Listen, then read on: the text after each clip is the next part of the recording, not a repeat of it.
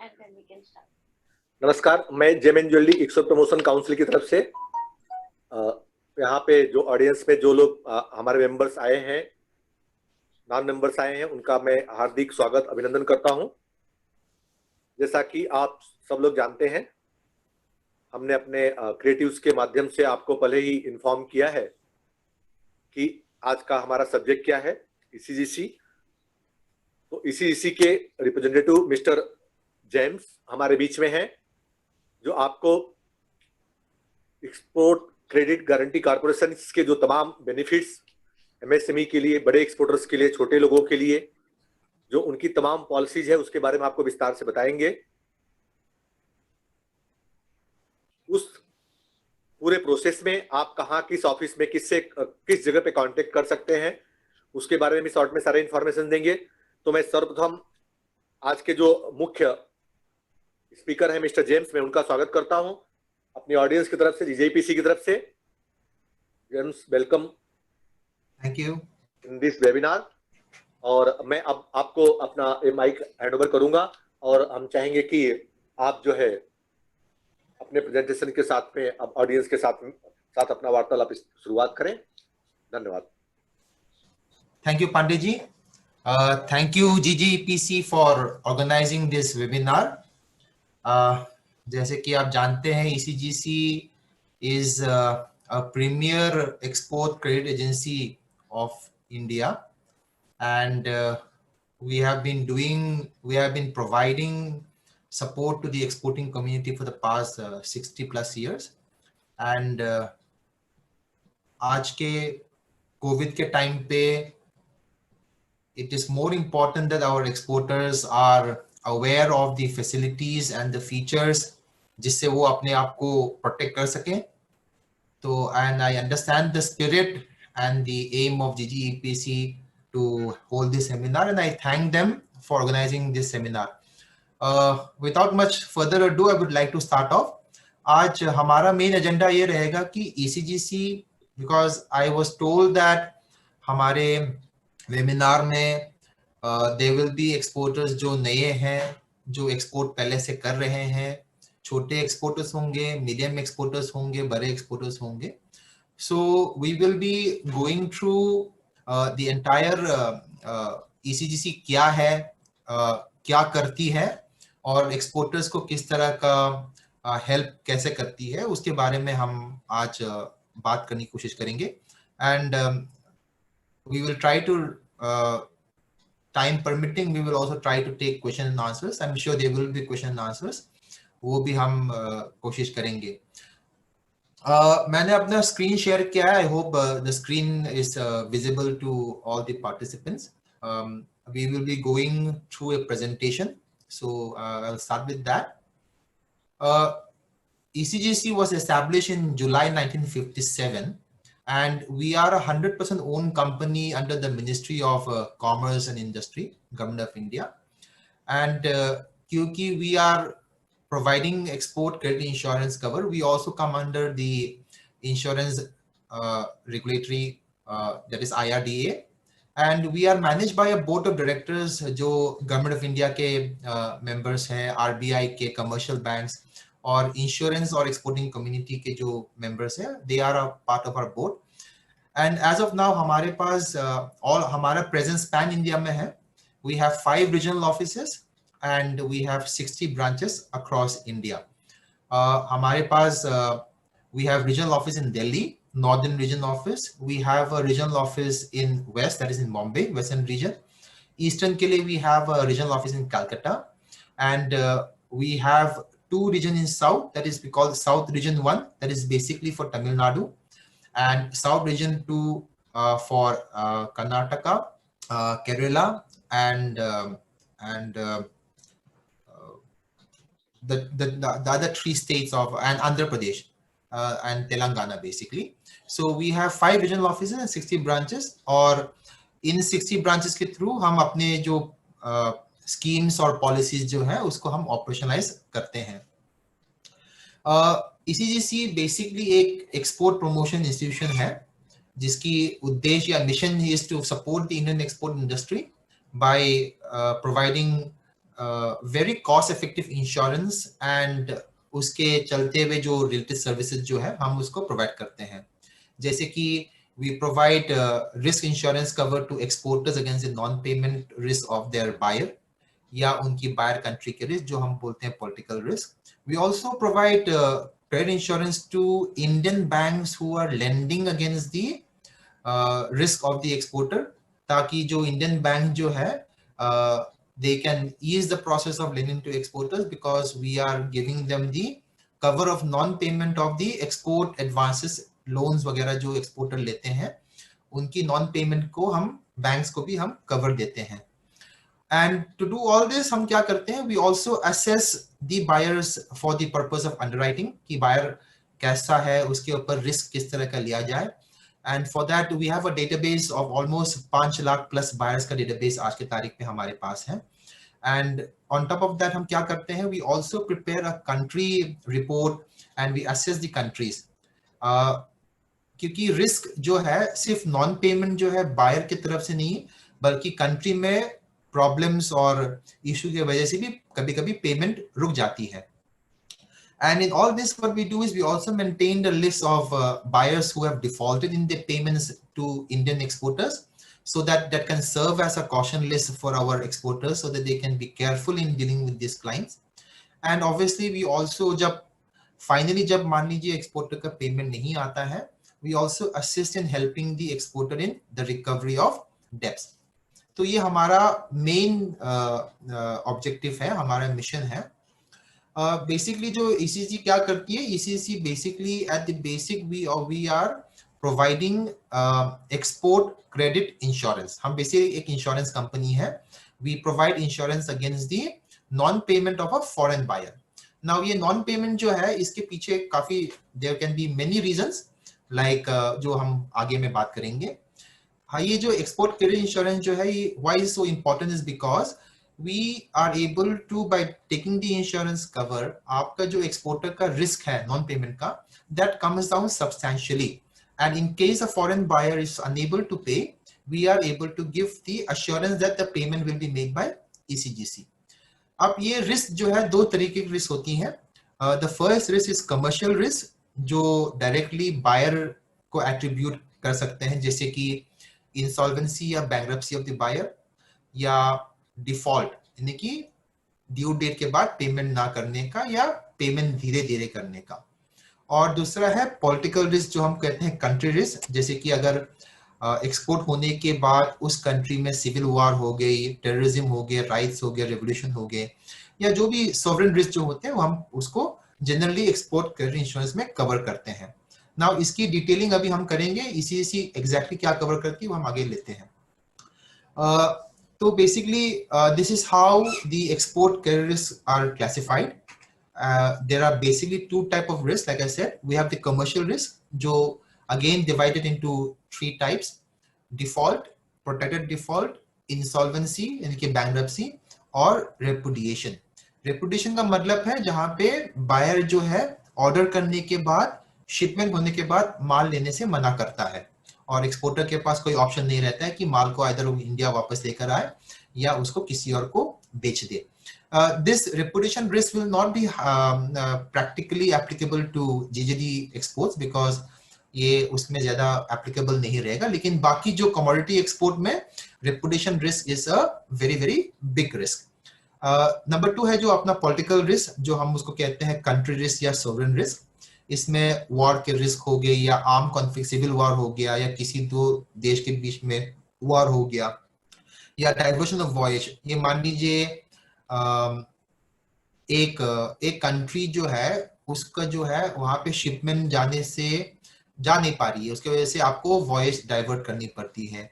या मान लीजिए एक कंट्री में बैलेंस ऑफ पेमेंट की प्रॉब्लम हो गई, उनके पास फॉरेन एक्सचेंज नहीं है, तो उसके वजह से जो है वो आपके जो एक्सपोर्ट के पैसा जो है वो ट्रांसफर नहीं कर पा रहे हैं, जैसे कि we are seeing in Venezuela, Nigeria, all this countries.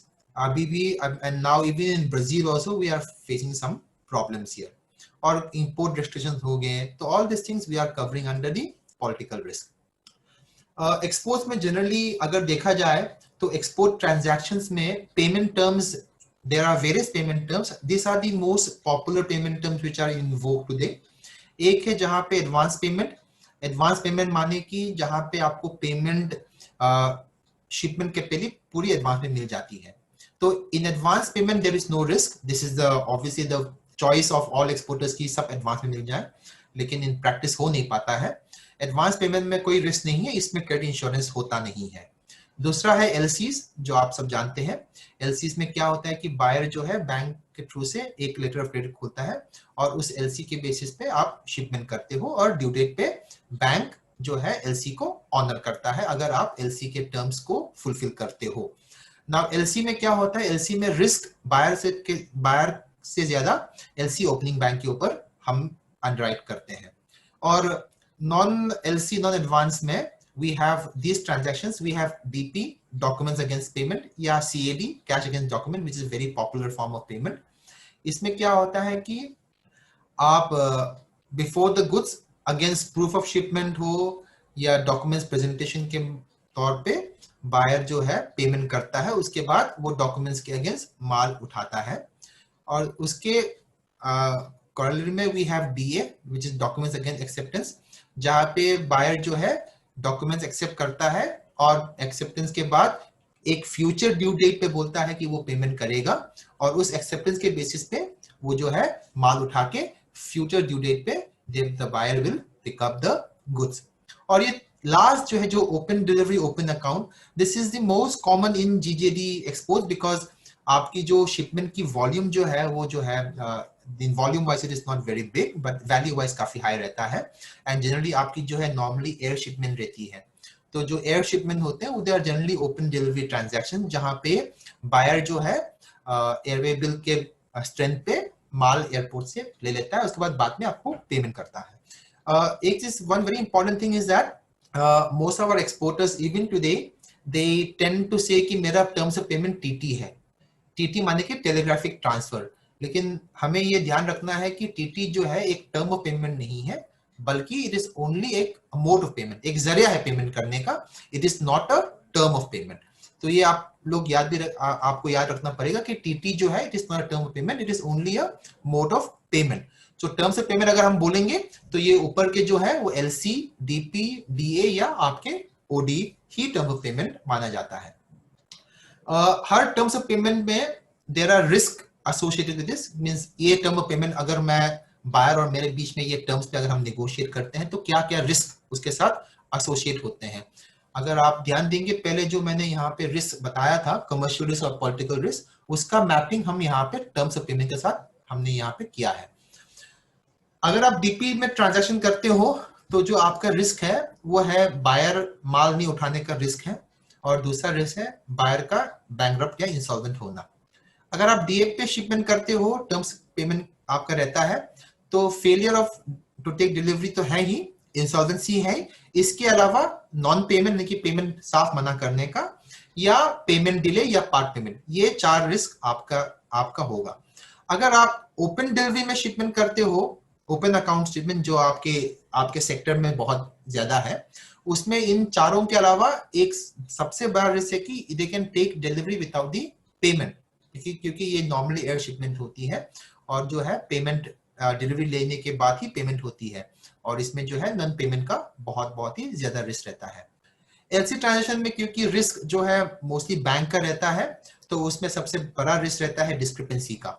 LC का डिस्क्रिपेंसी जो रेस होती है बैंक के थ्रू से, क्योंकि आपके डॉक्यूमेंटेशन में कहीं पे भी कुछ कमी हो गई, एलसी टर्म्स में कुछ कमी हो गई, तो उसमें जो है एलसी में डिस्क्रिपेंसीज का सबसे बड़ा रिस्क है. उसके बाद है जो नॉर्मल है, जो एलसी ओपनिंग बैंक का डिफॉल्ट और एलसी ओपनिंग बैंक का इंसॉल्वेंसी. तो ये है हमारे जो पेमेंट टर्म्स वर्सेस जो उनके रिस्क की mapping. Now coming to ECGC, our business profile. ECGC जो है, we provide service to both exporters and the banking community. अब बैंकिंग कम्युनिटी जो है, हम उनको शॉर्ट टर्म, मीडियम टर्म और लॉन्ग टर्म का कवरेज देते हैं.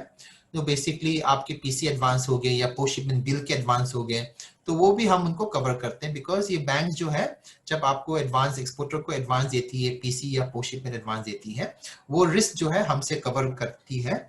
ताकि जब एक्सपोर्टर मान लीजिए वो पेमेंट नहीं कर पाता है तो बैंक हमसे उसका क्लेम लेता है। But today we are talking about exporters. Exporters में बेसिकली एक्सपोर्ट जो है एज पर आरबीआई, एक्सपोर्ट जो है can be classified into short term and medium and long term. Now most of my commodity exports including GJD हम जो करते हैं वो शॉर्ट टर्म एक्सपोर्ट्स करते हैं। तो ये शॉर्ट टर्म एक्सपोर्ट्स में हमारे पास अनेक पॉलिसीज हैं, we will come into that later. हमारे पास ये क्लासिफिकेशंस है, we have policies for each type of commodity, each type of transaction. आपको किस तरह का कवर चाहिए, कैसा कवर चाहिए, that can be we have all products for that.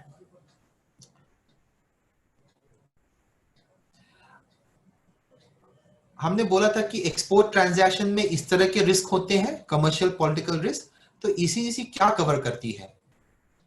तो ईसीसी क्या कवर करती है? कमर्शियल रिस्क में अब ईसीसी क्या कवर करती है? बायर का इंसॉल्वेंसी ईसीसी कवर करती है, यानी कि शिपमेंट करने के बाद, माल उठाने के बाद अगर बायर जो है इंसॉल्वेंट या बैंकरप्ट होता है तो उसका नॉन पेमेंट जो होता है वो हम ईसीसी कवर करेगा and we will pay the claim. Next thing is that if there is a protected default.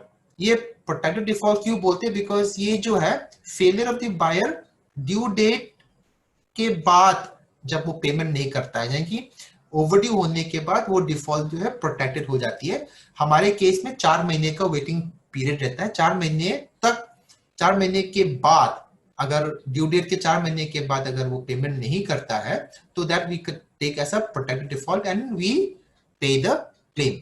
Reputation मैंने समझा दिया था, रेपुटेशन माने कि फेलियर और refusal of the buyer to accept the goods. ये जो है जीजेडी में ये चांसेस कम है, लेकिन कमोडिटी एक्सपोर्ट्स में ये होता है। आपने एक बायर ने ऑर्डर किया और एक्सपोर्टर ने यहाँ से पीसी उठाया, बैंक से लोन किया, रॉ मटेरियल लिया, मटेरियल को प्रोड्यूस किया, फिर वहां पहुंचने के बाद बायर ने बोला मार्केट ठीक नहीं है, मैं माल नहीं उठाऊंगा। So all those risk also we cover under the commercial risk. Similarly LC transaction में we do the same thing, insolvency, default and importantly the discrepancy, जहां पे एलसी में डिस्क्रिपेंसी अराइज हो जाती है। पॉलिटिकल रिस्क में हम ये सब कवर करते हैं, transfer delay, contract frustration, import restriction, contract cancellation and shipment diversion. तो ये हम पॉलिटिकल रिस्क में कवर करते हैं। There are certain risk which we do not cover, which is very important. there are very something which is very important for all my clients to know is that there are certain risks which we don't cover. उसमें ये है आपके buyer ने उसकी country के अंदर, law के अंदर अगर उसने कुछ इंपोर्ट करना है उसको, और वो इंपोर्ट रेगुलेशन उसकी कंट्री उसको अलाउ नहीं करती है और आपने उसको शिपमेंट कर दिया वही माल, तो उसमें अगर नॉन पेमेंट रुक जाता है हम उसको कवर नहीं करते हैं। और सबसे इंपॉर्टेंट आपके लिए, ये आप जीजेडी एक्सपोर्टर्स के लिए ये ज्यादा लागू नहीं है, लेकिन मान लीजिए I think I may be wrong, but I don't have much experience with GGD, but maybe some countries might have certain restrictions to those blood diamonds वगैरह वगैरह। उनके लिए अगर कुछ वैसा फोर्स है और अगर हो जाता है और वो प्रूफ होता है तो उसमें अगर पेमेंट रुक जाती है तो हम वो कवर नहीं करेंगे। Most important is this, the default या इंसॉल्वेंसी और ये जो एक्ट ऑफ ओमिशन और commission of the collecting bank, the carrier of goods और any other agent of the insured, यानी कि ईसीसी की कवर जो है it is limited to the non payment of the buyer. मान लीजिए बायर को माल पहुंचने से पहले माल जो है गायब हो जाता है या खराब हो जाता है, ऑल दोस हम कवर नहीं करते। The goods have to be delivered to the buyer, the buyer has to acknowledge the debt, और उसके बाद अगर बायर पेमेंट नहीं करता है तो ईसीसी का कवर रहेगा। ये जो आपके ट्रांजिट में माल खो गया ये तो आपको मरीन इंश्योरेंस कवर करेगी, ईसीसी कवर नहीं करती है। इसलिए आप नेक्स्ट पॉइंट देखेंगे, failure of the part of the insured और the buyer to have proper और adequate insurance against the risk that is normally insured with commercial insurance, यानी कि लॉस, डैमेज वगैरह जो है। और सबसे इंपॉर्टेंट बात है, हम एक्सचेंज रेट फ्लक्चुएशन नहीं करते कवर। अगर आपको एक्सचेंज रेट के लिए आपको कवर चाहिए तो आपको अपने बैंकर के थ्रू आपको हेजिंग वेजिंग करके कराना पड़ेगा। हम एक्सचेंज रेट फ्लक्चुएशन कवर नहीं करते, गेन और लॉस हम नहीं करते। और सबसे इंपॉर्टेंट बात है कि आपके और आपके बीच में एक कॉन्ट्रैक्ट होती है, बायर ऑर्डर देता है, ऑर्डर का टर्म्स रहते हैं, उसमें कमर्शियल टर्म्स रहेंगे इन terms of quantity, size and in terms of time, अगर ये जो है एक्सपोर्टर फुलफिल नहीं करता है डॉक्यूमेंट्री, तो इसके वजह से अगर बायर पेमेंट डिनाई करता है वो हम कवर नहीं करेंगे। And lastly very very important is अगर आपके और आपके बीच में वो पर्टिकुलर ट्रांजैक्शन जो आपकी गई है उसके ऊपर अगर कोई डिस्प्यूट है, चाहे वो कमर्शियल टर्म्स पे हो या क्वालिटी पे हो, वो हम इसी उस पे हम कवर नहीं दे सकते। जब हम कवर की बात करते हैं तो हम दो तरीके का इवैल्यूएशन करते हैं। We evaluate the buyer and we also evaluate the country, यानी कि बायर कौन सी कंट्री की है, उस कंट्री की क्या प्रोफाइल है। तो बेसिकली हम क्या करते हैं, हम कंट्री को जो है रेट करते हैं, सबसे लो रिस्क से लेके सबसे हाई रिस्क का। We rate them on a scale of 1 to 7. We call them A1, A2, B1, B2 करके up to D. A1 माने कि सबसे इनसिग्निफिकेंट रिस्क, यानी कि ये जो कंट्रीज जो है दिस आर जिनकी पॉलिटिकल सिचुएशन ठीक है, इकोनॉमिक स्ट्रांग है, जैसे कि फॉर एग्जांपल यूएस, यूरोप के मेजर कंट्रीज, ये सब A1 में आएंगे। तो जैसे जैसे कंट्री की रिस्क प्रोफाइल बढ़ती जाती है उसकी रेटिंग नीचे हो जाएगी। This is how we rate this and we do this rating every quarter. हम हर 3 महीने जो है हम ये कंट्री को इवैल्यूएट करते हैं, और आज के तारीख पे जून 2020 तक का जो हमारा रेटिंग है, हमने 217 कंट्री को जो हमने ओपन कवर कंट्री में डाला है। ओपन कवर कंट्री माने कि इन कंट्री के बायर के ऊपर हम कवर देने के लिए तैयार है। और हमारे पास एक और लिस्ट है, हम उसको बोलते हैं रेस्ट्रिक्टेड कवर कंट्री, जो ग्रुप 1 और ग्रुप 2 कंट्रीज होते हैं। ग्रुप 1 में 14 कंट्रीज है, ग्रुप 2 में 8 कंट्रीज हैं। अब ये ग्रुप 1 और ग्रुप 2 के कंट्रीज को हम ये नहीं बोलते कि हम कवर नहीं देंगे, लेकिन इन कंट्रीज के बायर्स पे हम स्पेसिफिक अप्रूवल देके कवर करेंगे, यानी कि ये ओपन कवर नहीं मिलता है इनके ऊपर। ये हो गया कंट्री का इवैल्यूएशन। और सबसे इंपॉर्टेंट हम बायर का इवैल्यूएट करते हैं, तो बायर का फिनेंशियल्स, उसकी इंडस्ट्री की आउटलुक और उनका ट्रेडिंग बिहेवियर और हमारा एक्सपीरियंस, हमारे एक्सपोर्टर्स का उस बायर के साथ क्या एक्सपीरियंस रहा, पेमेंट का, क्लेम का, नॉन पेमेंट का, ये सब देख के हम बायर को असेस करते हैं। और ये बायर को असेस करने के बाद हम बायर के अगेंस्ट एक वैल्यू फिक्स करते हैं कि ये जो है लिमिट फिक्स करते हैं, ये बताने के लिए कि ये बायर जो है इतने लिमिट, इतने अमाउंट के लिए हम इसके ऊपर रिस्क ले सकते हैं। We do not speak on the quality of the buyer. We only speak on the amount of risk which we are willing to take on the buyer. तो इसमें जो है सबसे इंपॉर्टेंट है बायर की फाइनेंशियल स्ट्रेंथ होनी चाहिए, transaction behaviour क्या है, और हमारी खुद ECC की एक्सपीरियंस इस बायर के साथ कैसा रहा, यानी कि ये बायर जो है पहले किसी को डिफॉल्ट किया था कि नहीं। All this things in totality is taken and we fix limit on a particular buyer. ऐसा हो सकता है कि आपके एक बायर बहुत ही अच्छा है, आपके साथ बहुत अच्छी डीलिंग है, लेकिन वो बायर जो है दूसरे एक्सपोर्टर के साथ ठीक से बिहेव नहीं करता है, पेमेंट ठीक नहीं करता है। तो and that all this will be taken into factor when you come to us and say कि मुझे इस बायर पे कवर चाहिए। तो this is how we generally do our underwriting and our risk coverage. Coming to GJD sector specifically, like I said, we have a huge number of products, लेकिन GJD sector के लिए ये जो products ही available है। Declaration based policies में हमारे पास whole turnover policies available है, जो small exporter policy है, shipment comprehensive risk policy और ETP policy। मैं इनके बारे में आगे में बात करूंगा। और एक्सपोजर बेस्ड पॉलिसी में we have specific buyer wise policy, single buyer exposure policy available. और इसके अलावा हमारे पास एक जीजेडी के लिए स्पेशलाइज्ड कवर है जो एक्सपोजर बेस्ड है और होल टर्नओवर बेस्ड है। We call it multi buyer exposure policy, GJD policy. क्योंकि हमारा एक्सपीरियंस जीजेडी में इतना अच्छा नहीं रहा इन टर्म्स ऑफ क्लेम्स, तो जनरली हमारा अभी करंट गाइडलाइंस में हम सेलेक्ट बायर्स पे हम कवर नहीं देते, यानी कि अगर एक्सपोर्टर कहता है कि मैं अपना पूरा बिजनेस कवर नहीं करूंगा ICC के साथ, I will only cover only certain buyers, एक दो बायर को चुन के मैं कवर करना चाहता हूं, तो जनरली हम उन पे अलाउ नहीं करते कवर, हम उस तरह का कवर नहीं दे पाते unless you already have a whole turnover policy. लेकिन अगर आपको फिर भी चाहिए, सेलेक्ट बायर पे हम कवर कर सकते हैं, लेकिन हमारी कवरेज जो है will be limited to only 25 lakh per exporter per buyer combination. इसके पीछे एक बेसिक रीजन ये है कि हम ये चाहते हैं कि एक्सपोर्टर जो हमें अपना पूरा बिजनेस दे, अच्छा और बुरा, ताकि इसी का स्प्रेड, रिस्क का स्प्रेड जो है वो अच्छा रहे, so we are able to offer better services to everybody concerned.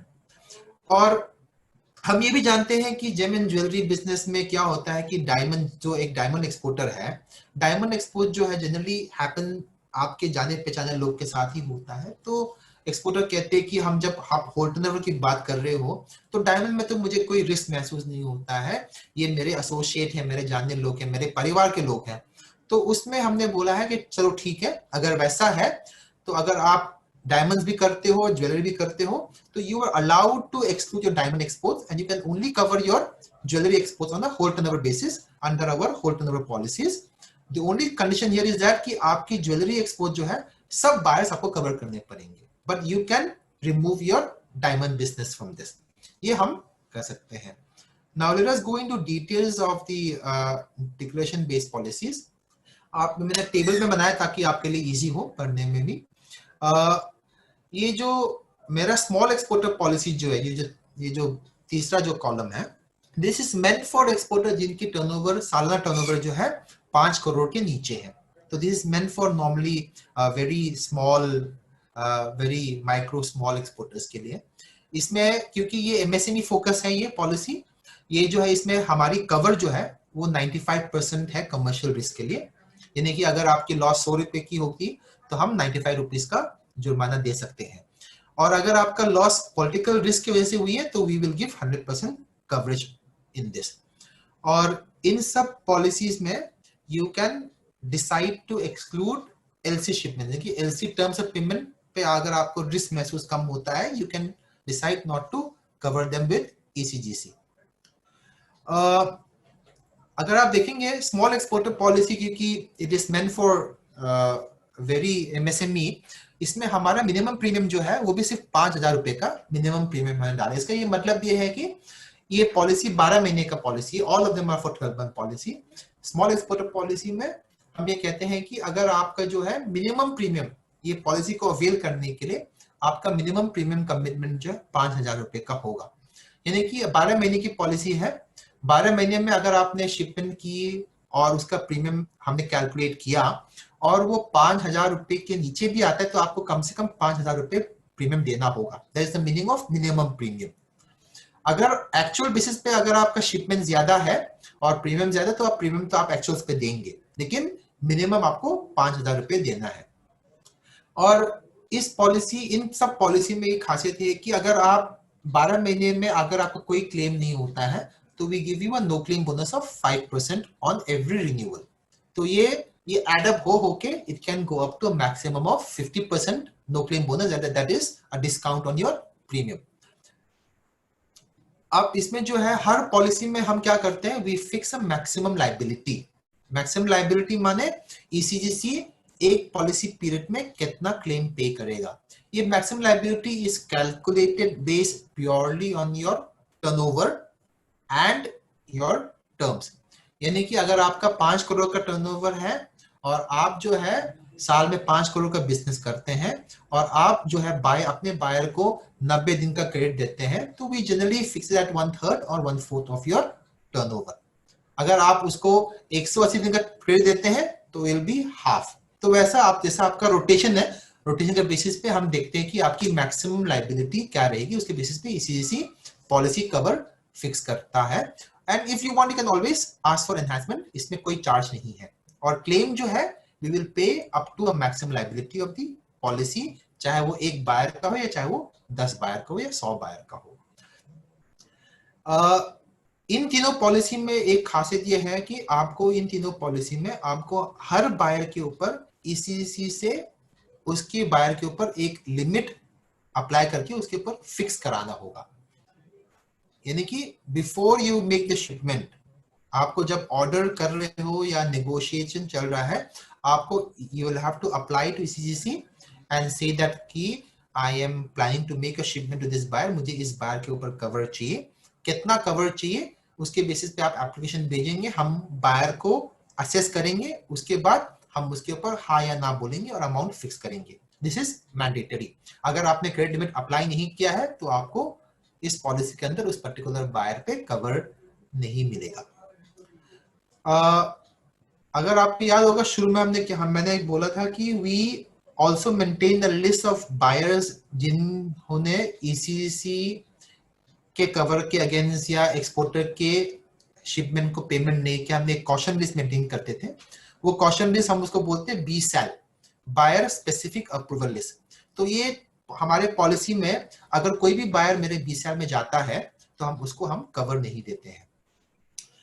क्योंकि हम IRDA के अंदर है तो हमारी जो इंश्योरेंस पॉलिसी है ये, तो इसका ये मतलब है कि प्रीमियम जो भी बनता है वो आपको एडवांस में डिपॉजिट रखना पड़ेगा, मेंटेन करना पड़ेगा। You have to maintain a deposit advance so that आपकी शिपमेंट जो है, फ्यूचर शिपमेंट जो है कवर होगी। और ये तीनों पॉलिसी में आपको हर महीने का जो आपका शिपमेंट जाता है, you have to give a monthly shipment declaration to ECGC, और आपके मंथली शिपमेंट डिक्लेरेशन के बेसिस पे हम प्रीमियम रेट अप्लाई करेंगे, नो क्लेम बोनस जो आपका बनता है वो अप्लाई करेंगे, और प्रीमियम एक्चुअल पे कैलकुलेट करके आपको हम स्टेटमेंट दिया करेंगे, and that is how your account will be maintained over the 12 month period. जब इन पॉलिसी में जब बायर का पेमेंट नहीं आता है ड्यू डेट से 30 दिन तक, तो आपको ECGC को बताना पड़ेगा। There is a format for that. You'll have to report a non-payment to ECGC, and for wherever the payments are overdue for more than 30 days from the due date. 30 दिन तक it is fine because you are negotiating with the buyer वगैरह वगैरह, तो उसमें ठीक है, बस 30 दिन के बाद आपको रिपोर्ट करना पड़ेगा। और क्लेम्स जो है इसमें आपको जो भी आपका जो पेमेंट ड्यू डेट है उसके 360 दिन के अंदर आपको क्लेम फाइल करना है। अगर इसके बाद क्लेम फाइल करेंगे तो क्लेम टाइम बार हो जाता है, क्लेम पेमेंट में प्रॉब्लम हो जाती है। तो आपको क्लेम जो है 360 दिन के अंदर आपको क्लेम फाइल करना है। तीनों पॉलिसी में प्रीमियम बहुत ही सस्ता है। प्रीमियम रेट जो है वो दो चीजों पे निर्भर है, एक आपका टर्म्स ऑफ पेमेंट है और दूसरा जो है आप बायर का कंट्री कौन सा है। यानी कि अगर मान लीजिए आप एक एक्सपोर्टर, आप एक बायर को 90 दिन का क्रेडिट दे रहे हैं और USA में कर रहे हैं, तो आपको प्रीमियम रेट उतना पड़ेगा। अगर आप दुबई में शिपमेंट कर रहे हैं 90 डेज के लिए, उसका प्रीमियम रेट अलग रहेगा। तो जैसे जैसे कंट्री का रेटिंग चेंज होगा और आपका टर्म चेंज होगा, वैसे वैसे आपका प्रीमियम रेट चेंज हो जाएगा। तो this is how it is. SCR policy is meant for exporter जिनकी टर्नओवर 5 करोड़ के ऊपर है, और मिनिमम प्रीमियम जो है इसका 10,000 रुपए है। इसमें कवर जो है 90% है। Small exporter policy is for 95%, this is for 90%। Similarly ETP जो है, ETP is meant for large exporters. इसमें मिनिमम प्रीमियम 20 लाख का गारंटीड नेट प्रीमियम होना चाहिए। इसमें भी 90% कवर है। बाकी कवरेजेस और ऑपरेशनल मैटर्स में ये तीनों में ज्यादा अंतर नहीं है। More or less they are the same product but meant for different type of exporters, from a very small to a medium to a very big exporter. So for our GGD clients, this is the main products जो वो लेते हैं। This is the main product which our GGD clients opt for. अगर आपको ये whole turnover पे business नहीं चाहिए, ये जो पॉलिसी जो है इसमें आपको बायर एक्सक्लूड या कंट्री एक्सक्लूड करने का ऑप्शन नहीं है। You will have to cover your entire business with ECGC, and wherever we are able to give you limit you will have cover, wherever we can't give you limit, कहाँ पे cover नहीं होगा, premium भी हम charge नहीं करेंगे, लेकिन आपको एक्सक्लूजन का ऑप्शन नहीं है। You can only opt to exclude LC shipment. लेकिन मान लीजिए आपको जो है, आपको लगता है कि नहीं, मैंने जो है I don't want to cover all my business, I want to cover only specific buyers, तो उसके लिए I have a policy called SBE, single buyer exposure policy. इसमें क्या है, कवरेज जो है मैक्सिमम हम 25 लाख का देंगे, और ये ओपन कवर कंट्रीज के लिए है, और इसमें एडवांस प्रीमियम जो है पूरे में 1 साल का आपको 1 साल में देना पड़ेगा बिफोर इशू द पॉलिसी। और इसमें जो है कवर परसेंटेज जो है, आपको याद होगा होल टर्नओवर में 90 और 95 थे, यहाँ पे 80% हो जाएगा। So this is the only difference. और प्रीमियम रेट थोड़ा इसका हाई है, मैंने प्रीमियम रेट का टेबल चार्ट दिया है, अब देख लीजिए। A1 कंट्रीज के लिए 135 है, A2 के लिए 180, ऐसा worker. This is how the premium rate happens. ये है MBP मल्टी बायर जो स्पेशल पॉलिसी है। This is meant for exporters जिनका इंश्योरेबल टर्नओवर 20 करोड़ के ऊपर है। इंश्योरेबल एक्सपोर्ट टर्नओवर का मतलब ये है, मैंने क्या बोला था कि एडवांस तो इंश्योरेबल नहीं, एडवांस में पेमेंट आ जाता तो वो इंश्योरेंस की जरूरत नहीं होती। तो एडवांस के पोर्शन को हटाने के बाद, एसोसिएट का बिजनेस हटाने के बाद, वो सब हटाने के बाद जो इंश्योरेबल एक्सपोर्ट टर्नओवर 20 करोड़ के ऊपर है, उनके लिए ये policy you can opt for this. इसमें ये एमबीपी पॉलिसी जो है is meant mostly for very large exporters, जो एक्सपोर्ट हाउस एंड अबव वाले जो है। तो ये जो है इसमें प्रपोजल फॉर्म, इसकी ये पॉलिसी की प्रपोजल फॉर्म जो है आपको अपने काउंसिल के थ्रू इसी को रूट करना पड़ेगा, और काउंसिल का एक रिकमेंडेशन लेटर हमें चाहिए होता है ये पॉलिसी इशू करने के लिए। और इसमें जो है आपका 3 फाइनेंशियल ईयर का बैड डेब्ट जो है 10% के ऊपर नहीं होना चाहिए। और इसमें जो है हम लोगों का जो कवरेज है, पॉलिसी कवरेज जो है 2 करोड़ और 50 करोड़ के बीच में हम फिक्स करते हैं। और अगर आप अपने एसोसिएट, सिस्टर कंसर्न या कंसाइनमेंट बेसिस पे शिपमेंट करते हैं, ये हम कवर नहीं करेंगे इसमें। ऑब्वियसली जो हमारा बायर स्पेसिफिक अप्रूवल लिस्ट में जो बायर है उसको भी हम कवर नहीं कर पाएंगे इसमें। जैसे कि ये पॉलिसी भी 12 महीने का है, ओपन कवर कंट्रीज है। हाँ, लेकिन इसमें आपको ध्यान रखना होगा कि यस, ये अपना विपुल पटेल साहब के लिए है, summer diamond. Maximum limit 25 lakh जो है वो सिंगल बायर के लिए ये फिक्स किया गया है। अगर आपको याद होगा हमने बोला था कि जहां पे भी हम चाहते हैं कि हमारा रिस्क स्प्रेड हो, तो when you are picking and choosing a particular buyer we can only give 25 lakh. So that is how it is. If you want higher limit, जो एससीआर, एससीपी, ईटीपी में there is no limit as such. जैसे buyer की capacity है उतना हम आपको fix कर देंगे, चाहे वो 1.5 करोड़ को, 2 करोड़ को, 3 करोड़ को, 4 crore, 5 crore, whatever is possible as per the underwriting policy we will give. But for single buyer exposure policy 25 lakh is a limit because it is a pick and choose. जब आप मुझे अपना पूरा बिजनेस देते हैं then we also can give you higher limits. Okay, now MBP GJD में we are giving the cover percentage only 70%, और UAE और हांगकांग बायर के लिए ये 60% है। See, this is why you have to be very you have to understand कि हर product जो है उसका बेनिफिट क्या है। अगर आप मेरा whole turnover policy SCR, ETP, SEP लेते हैं तो आपको कवर मिलता है 90% और 95%। अगर आप एमबीपी जीजीडी लेते हैं तो आपको कवर मिलता है 70%, और यूएई हांगकांग में आपको 60% मिलता है। और यूएई हांगकांग बायर पे क्लेम जो है आपका एल, आपकी पॉलिसी वैल्यू का 50% तक हम रेस्ट्रिक्ट करेंगे। लेकिन इस पॉलिसी का एक खासियत यह है कि इस पॉलिसी में आपको हमसे लिमिट अप्लाई करने की जरूरत नहीं है।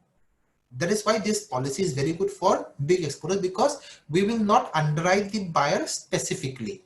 आपका पॉलिसी वैल्यू जो 2 करोड़ और 50 करोड़ के बीच में फिक्स होगी, उसका 5% जो है आपको ऑटोमेटिक कवर मिलेगा। यानी कि up to 5% of your policy value पर बायर आपका सिंगल लॉस लिमिट ऑटोमेटिक आपको मिलता है, as long as the buyer is in open cover, country open cover में है और वो मेरा कॉशन लिस्ट में नहीं है, then you can do business, आपको कवर मिल जाएगा।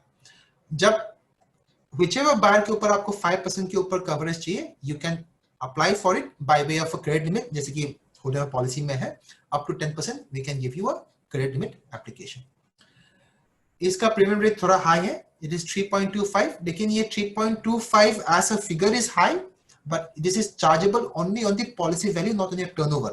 जब बल्कि बाकी पॉलिसी में हम एक्चुअल टर्नओवर पे चार्ज करते हैं, यहाँ पे हम पॉलिसी वैल्यू पे चार्ज करेंगे। सिमिलरली 5% नो क्लेम बोनस इसमें मिलेगा अप टू 50%, और अगर इस पे प्रीमियम अगर 20 लाख के ऊपर बनता है आपको 20% डिस्काउंट हम दे देते हैं। And to facilitate this policy we will give a login facility to this policy holders so that they can log into the system and check the BSAL record, ताकि वो चेक कर सके ये बायर मेरे कॉशन लिस्ट में है कि नहीं बिफोर ट्रांजैक्टिंग ऑन देम। और इसमें जो है मंथली स्टेटमेंट नहीं होके इसमें क्वार्टरली स्टेटमेंट देने का ऑप्शन है इसमें। ये हो गया मेरा अलग अलग पॉलिसीज। नाउ नॉन पेमेंट की जब हम बात करते हैं, अब मान लीजिए आपने शिपमेंट किया, आपने मेरी पॉलिसी लेके आपने शिपमेंट की और बायर ने जो है ड्यू डेट पे पेमेंट नहीं किया, तो आपको क्या करना है, अगर 30 दिन के ऊपर अगर वो ड्यू हो जाता है तो आपको नॉन पेमेंट रिपोर्ट करनी होती है। लेकिन अगर आपकी बायर आपको रिक्वेस्ट करता है टाइम के लिए कि मुझे जो है और टाइम दीजिए, आपने 90 दिन के क्रेडिट पे शिपमेंट किया, वो होते हैं मुझे और 2 महीने लगेंगे, you can always apply for extension of due date अगर बायर रिक्वेस्ट करता है। और ये जो है हम नॉर्मली इसको कंसिडर करते हैं, so that you can also help, so you can also try to recover the money through cordial means and also maintain your relationship with the buyer. क्योंकि अगर आप एक बायर पे अगर आपने रिपोर्ट ऑफ डिफॉल्ट फाइल कर दी, non payment file कर दिया, तो उसके बाद क्या होता है कि उस बायर के ऊपर हमें एक्शन लेना पड़ता है, और हम भी आपको बोलते हैं एक्शन लेने के लिए।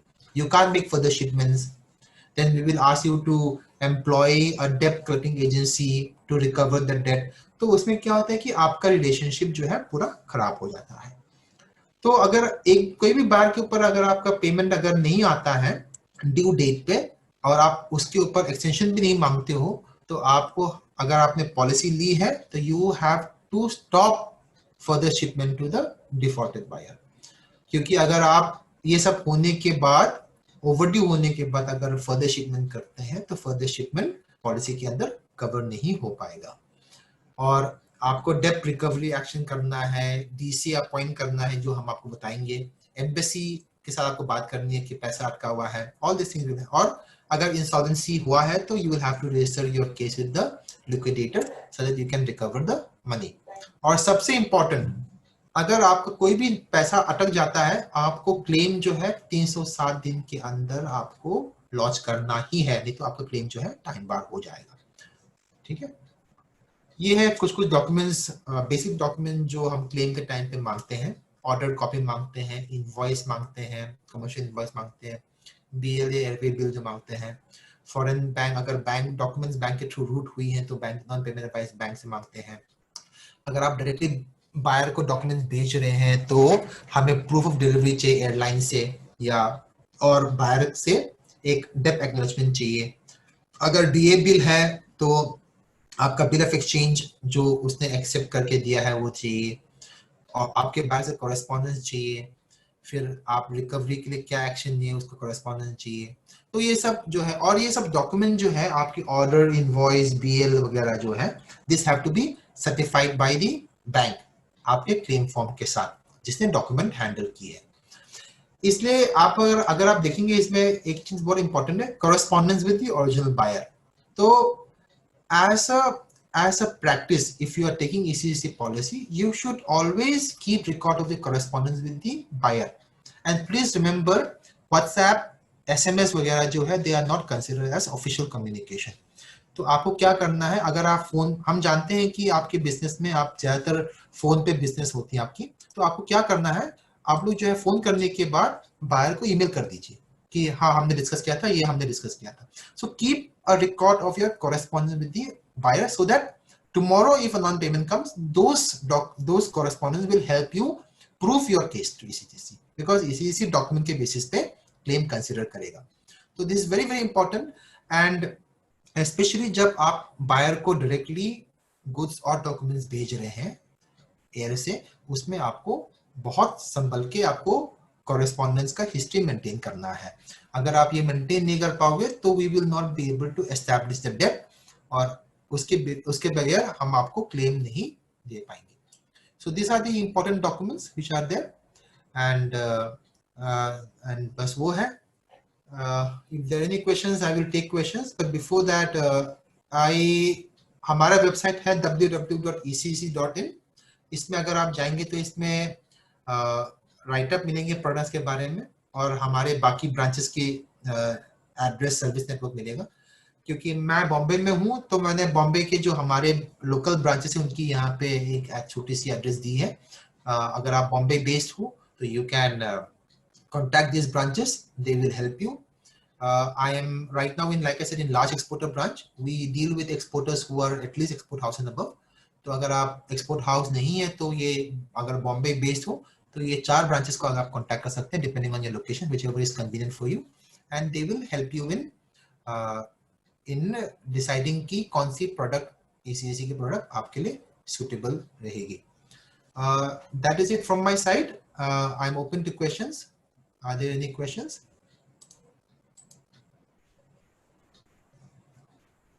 Pandey ji and Munali, if you guys are there, you can take over. Yes. Yes sir, Sanjay Jain ji बताइए सर, आपको कुछ क्वेश्चन है?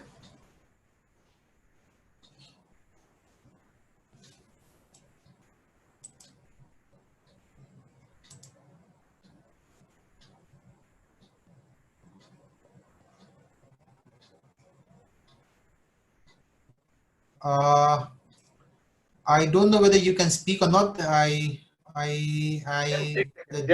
James, एक second, sorry. One second. There was some problem with the technical issue, so that's the reason. Sorry about that. मुझे लगता है कि आपने बहुत अच्छे से चीजों को एक्सप्लेन किया, क्योंकि हमने देखा कि क्वेश्चन आंसर्स जो आए हैं आपने शायद देख लिया होगा Q&A में। जी हाँ, मैंने देखा है, 2 क्वेश्चन आए हैं और आपने दोनों के आंसर भी कर दिए हैं, तो ऑडियंस। हाँ, संजय जैन साहब के जो क्वेश्चन जो अभी तक आया नहीं, वो पूछना चाहते हैं वर्बली, शायद आवाज ऑडियो करके पूछना चाहते हैं शायद। अच्छा, तो संजय जी, अगर आपका प्रश्न है तो आप यहाँ पूछ लीजिए, या मुझे आप कॉल कर सकते हैं। आप मुझे कॉल करके आप बता दीजिए, तो मैं आपके क्वेश्चंस को जेम्स जी के साथ रख दूंगा अभी। यहाँ पे I don't think there is any feature where we can make him speak over here live. मैं उनको, संजय जी को कॉल लगा लेता हूँ। अगर पॉसिबल हुआ उनके क्वेश्चंस को हम समझ पाए तो हम अभी उनको आंसर कर दें कि ऑडियंस को भी इससे फायदा होगा। Sir, I had made a policy and then got we not give policy. Sanjay ji, आपका प्रश्न क्या है? अगर मुझे आप बता दें तो मैं पूछ लेता हूँ, क्योंकि कुछ कंफ्यूजन हो रहा है। सर, मैंने कम्युनिकेशन ऑलरेडी काउंसिल में भेजा हुआ है, लेकिन इस वक्त मेरे सामने कम्युनिकेशन नहीं है, क्योंकि हम तो मैं अगर सर को यही पूछ सकता हूँ सर, अगर जेमेन ज्वेलरी काउंसिल ने किसी ने सिंगर बायर पॉलिसी लिया है, हाँ, तो भेजिए सारी ईमेल में कि ये बायर को हम एक्सपोर्ट कर रहे हैं, ये हमारा एडवांस कॉपी है, शिपमेंट के पहले हम। संजय जी, मैं ऐसा करता हूँ, मैं ऐसा करता हूँ कि मैं आपको उनका नंबर शेयर कर दूंगा जेम्स का, मैं डायरेक्ट बात कर, आप डायरेक्टली बात कर लीजिएगा, क्योंकि मुझे लगता है कि यहाँ भी इस चीज को शायद हम सही ढंग से नहीं सुन पा रहे। ठीक है, तो जो स्पेसिफिक क्वेश्चंस है टू ए क्लाइंट, वो डायरेक्टली आप हमसे कनेक्ट कर लीजिए। अगर जेनेरिक क्वेश्चन है वो आंसर कर लेते हैं सबके लिए। Specific questions to individual thing, I think we should take it offline, that will be better. 3 questions है, अभी 3 ही questions आए हैं सर। हाँ, नहीं, उनके आंसर्स हो चुके हैं। तो मुझे लगता है कि जेम्स, आपने काफी अच्छे से इस चीज को प्रेजेंट किया। क्वेश्चंस काफी कम है, और मैं एक बार आपको धन्यवाद बोलते हुए, जो ऑडियंस है, हमारे जो एक्सपोर्टर्स मेंबर्स हैं, उन सबको धन्यवाद देता हूं। और मैं आपकी ये पूरी डिटेल्स जो है हमारी यूट्यूब पे और काउंसिल की वेबसाइट पे अवेलेबल होगी मेंबर्स के लिए। और मैं मिस्टर जेम्स का भी नंबर आपसे शेयर करूंगा। आप किसी तरह की आपके मन में कोई डाउट्स रह गई है तो अपने टीम के साथ में आप संपर्क करके उसका बेनिफिट्स ले सकते हैं। Thank you so much. Thank you Pandey ji, thank you Manali. एक है ललित भाई चिटालिया का, एक है बोलते पांडे जी, एक अर्जेंट क्वेश्चन है। हाँ सर, बोलिए। इसको ले लेते हैं क्या? बिल्कुल बिल्कुल सर, ले लीजिए। ओके, और ये है राजीव रस्तोगी जी को, लखनऊ है ना? लखनऊ में हमारा लखनऊ से यूपी में हमारे पास ईस्टर्न यूपी में बनारस ब्रांच है। लखनऊ के लिए शायद दिल्ली ऑफिस ही नजदीक पड़ेगा शायद, डिस्टेंस वाइज, बिकॉज यूपी में बनारस तो बहुत दूर पड़ जाएगा लखनऊ से, right? I am not very familiar with the UP geography, but Lalit भाई नमस्कार, आप अपने क्वेश्चन पूछिए सर। क्या मैं आपको कॉल करूं? ललित भाई, आप तक मेरी आवाज आ रही हो तो आप क्वेश्चन रख सकते हैं। जेम्स आपका इंतजार कर रहे हैं क्वेश्चंस, तो आप प्लीज अपने क्वेश्चंस टाइप कर दें यहाँ पे, या मैं आपको कॉल करूं?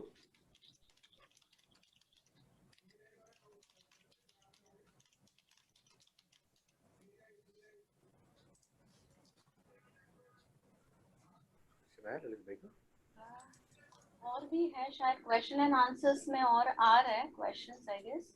एक minute.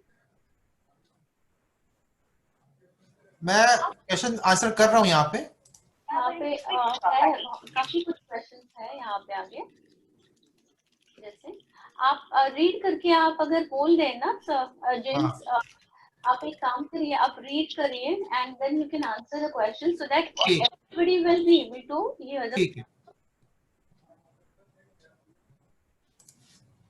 So here Galaxy S10 is asking, hi sir, we are into gold and jewelry for the last 23 years. Our limit under WTPC and WTPS limits are not getting enhanced. Any suggestions on that? Krishna Jaiswal.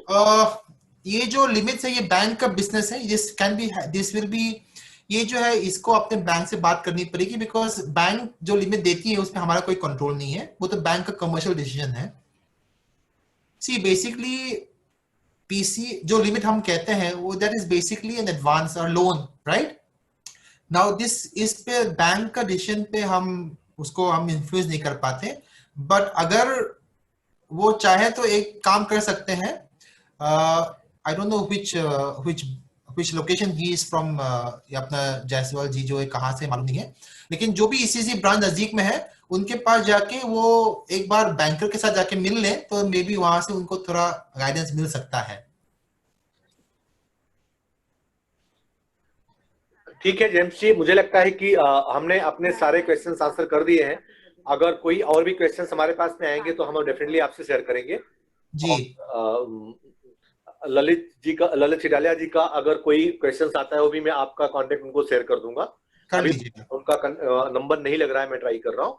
तो एक बार मैं फिर से आप सबको धन्यवाद देते हुए इस वेबिनार को हम यहीं पे अब स्टॉप करते हैं। Thank you so much audience, thank you so much mister James, thank you so much हमारी team Mrinali, thank you on behalf of DJIPC to everybody. Thank you Pani ji, thank you Mrinali. And I'll be sharing any details if anybody is asking questions. I'll be sharing that with you. Fine, thank you so much.